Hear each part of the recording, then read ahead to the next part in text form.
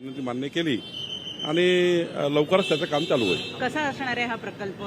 किती मोठा आणि भव्य असणार आहे? कारण मुळातच ती वास्तू अतिशय सुंदर अशी वास्तू आहे. येत्या काळामध्ये विकास होऊन त्याच्यात काय नवीन बदल करण्यात येणार? आमच्या सुलेखाताई कुंभारे यांनी ड्रॅगन पॅलेस टेम्पल इतकं सुंदर बांधलेलं आहे माझ्या मतदारसंघामध्ये, कामठी मतदारसंघात, आणि आता 214 कोटी शासनाने दिले आहेत. त्यामध्ये सर्वच प्रकारचा थीम पार्क आहेत. मोठ्या प्रमाणावर जेवढे महाराष्ट्र देशामध्ये बुद्धिस्ट सेंटर आहे त्या सेंटरचे तिथे प्रदर्शन होणार आहे. त्या ठिकाणी लेजर शो असणार आहे. मोठ्या प्रमाणावर डेव्हलपमेंट आहे. त्या ठिकाणी लोकांना राहण्याची निवासी व्यवस्था आहे. असंही डेव्हलपमेंट आहे. लवकरच माननीय मुख्यमंत्री, उपमुख्यमंत्री एकनाथजी, अजितदादा, संजय शिरसाटजी आम्ही या कार्यक्रमाचं या विकास कामाचं भूमिपूजन करणार आहोत. भरतशेठ गोगावले यांनी म्हटलंय की अजितदादांनी शिवसेनेच्या मंत्र्यांना विश्वासात घेऊन निधीबाबत निर्णय घ्यावे. नाही, हे साहजिक आहे की माननीय अजितदादा आणि आम्ही सर्व बसून ज्या ज्या डिपार्टमेंटला जो निधी देय आहे त्या डिपार्टमेंटला अजितदादा नेहमीच त्या मंत्र्यांना बोलून चर्चा करत असतात. मागच्या वेळी बजेटच्या वेळी अजितदादांनी त्या डिपार्टमेंटच्या मंत्र्यांना बोलून कुठल्या डिपार्टमेंटची काय रिक्वायरमेंट आहे त्यांचं संपूर्ण डिपार्टमेंट आणि मंत्री असेच मंत्रालयात बोलून त्या ठिकाणी निधीचं वाटप केलं होतं. ही प्रक्रिया परंपरेपासून चाललेली आहे. त्यामुळे आता त्यांना वेगळं सांगायची गरज नाही. अजितदादा नेहमीच मंत्र्यांना बोलवतात आणि त्यांच्या विभागाला बोलवतात.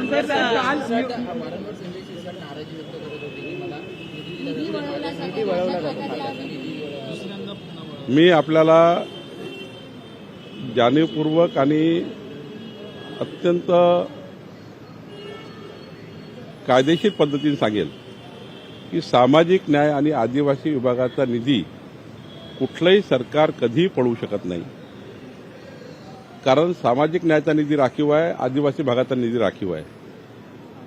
आउटले कमी जास्त त्या ठिकाणी देण्याकरता विलंब होतो किंवा वेळ लागतं, पण निधीला कात्री लावता येत नाही. सामाजिक न्याय विभागावर अन्याय करता येत नाही, आदिवासी विभागावर अन्याय करता येत नाही.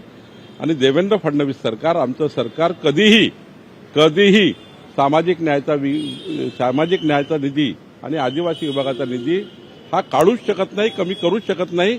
माननीय देवेंद्र फडणवीसचं सरकार, आमचं सरकार हे सामाजिक न्यायाच्या बाजूने आहे, आदिवासींच्या बाजूने आहे.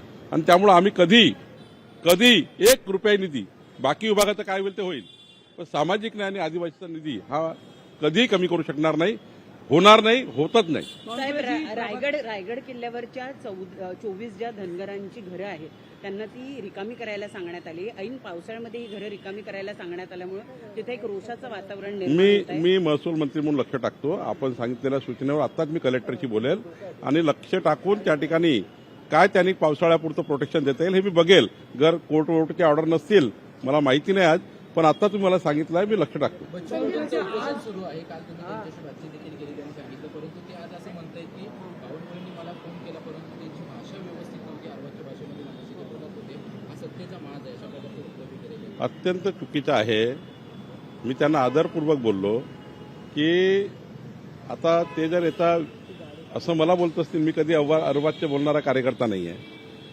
मी त्यांना विनंती केली की आपण मुंबईमध्ये एक बैठक लावू, हाय लेवल बैठक लावू. मी तुमची स्वतः बैठक लावून देतो. आमच्या कलेक्टरला मी तिकडे पाठवलं, आमच्या एसपीला तिकडे पाठवलं आणि त्यांना मी स्वतः पाठवलं एसपी आणि कलेक्टरला की माझं बोलणं करून द्या. आणि माझं बोलणं करून दिल्यावर त्यांना मी हे सांगितलं, तर मी आलो तर त्या ठिकाणी तुम्ही त्या ठिकाणी काही तडजोड करता का, काही बोलणं कराल का? त्यांचं म्हणणं होतं आम्ही बघू, आम्ही पाहू, आमचा प्रश्न सुटला तर आम्ही करू. त्यांचा प्रश्न सोडण्याकरता मंत्रालयात बैठक लावण्याची आवश्यकता आहे. वेगळ्या विभागाची बैठक आहे, एक विभागाचा प्रश्न नाही आहे. बच्चू कडूजींनी यांनी वेगवेगळ्या विभागाचे प्रश्न मांडलेले आहेत. त्यामुळे मला असं वाटतं की माननीय बच्चू कडूंना माझी विनंती आहे, आणि पहिलं तर हे त्यांनी दुरुस्ती करावी की चंद्रशेखर बावनकुळे काही हे बोलले. मी कधी कुणाला बेसन्मानाने बोलत नाही, सन्मानाने बोलतो. बच्चू कडूजी असं त्या ठिकाणी चुकीचं वक्तव्य, चुकीच्या पद्धतीचं बोलू नका. सन्मानाने बोललो आहे. कलेक्टरला मी पाठवलं, एसपीला पाठवलं. तुमच्या प्रकृतीची आम्ही काळजी घेतो आहे. तिथे बसणाऱ्या प्रत्येक व्यक्तीची आम्ही काळजी घेतो आहे. आमचं प्रशासन त्या ठिकाणी पूर्ण काम करत आहे. माझी विनंती बच्चू कडूंना ही आहे की मंत्रालयामध्ये एक उच्चस्तरीय बैठक तातडीनं माननीय मुख्यमंत्र्यांना मी घ्यायला लावतो. त्यामध्ये मी स्वतः हजर राहतो आणि हा प्रश्न सोडवण्याचा आम्ही प्रयत्न करू, जो प्रश्न त्यांनी मांडला आहे. पण अशा पद्धतीचा संभ्रम समाजामध्ये निर्माण करणे हे काही योग्य नाही. प्रभाग रचना कायम जैसे ती ठेवलेली आहे. नाही, मला राज्य निवडणूक आयोगाच्या अधिकारात बोलायचं नाही. त्यांनी ही सर्व प्रक्रिया राज्य निवडणूक आयोगाची आहे, सरकारची नाही आहे. पण राज्य निवडणूक आयोग जो निर्णय घेतं त्याप्रमाणे निवडणुका होतात. त्यामुळे त्यांनी काय प्रभाग रचना केली, काय थांबवली, ह्याचं मला काही माहिती नाही. पण महायुती एकत्र लढणार का?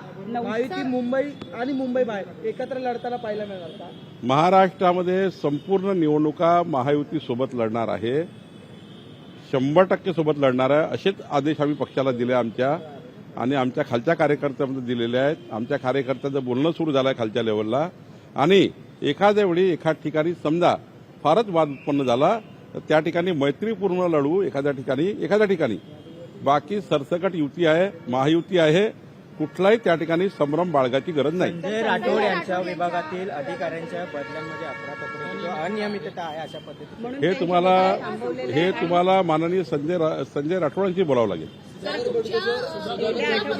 मंत्री नितेश राणे वारंवार वादग्रस्त वक्तव्य करत आहेत. त्यामुळे भाजप पक्ष कुठेतरी कोंडीत सापडला जाईल का विरोधकांच्या कारण वारंवार आपल्याच सोबत जे महायुतीतील दुसरे पक्ष आहेत त्यांच्या पद्धतीने ते वादग्रस्त वक्तव्य. कालच माननीय मुख्यमंत्र्यांनी याबद्दल स्पष्टता दिली, मी स्पष्टता परवा दिली. एखादा शब्द असा बोलू नये की तो बाण ठरेल आणि तो बाण कुणाच्या जिव्हारी लागेल. मतभेद तयार होतात, मनभेद तयार होतात.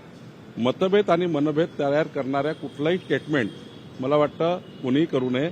कुणाही पक्षाचा असो, महायुतीमध्ये आपण जेव्हा काम करतो तेव्हा मोठ्या भावाच्या भूमिकेमध्ये आपण आहोत. आणि जेव्हा मोठा पक्ष असतो त्यांनी मोठ्या भावाच्या भूमिकेमध्ये राहायचं असतं. मोठ्या भावांनी लहान भावांना सांभाळून घ्यायचं असतं. आणि त्यामुळं आम्ही सर्व तिघही बरोबरीने त्या ठिकाणी काम करतो आहे.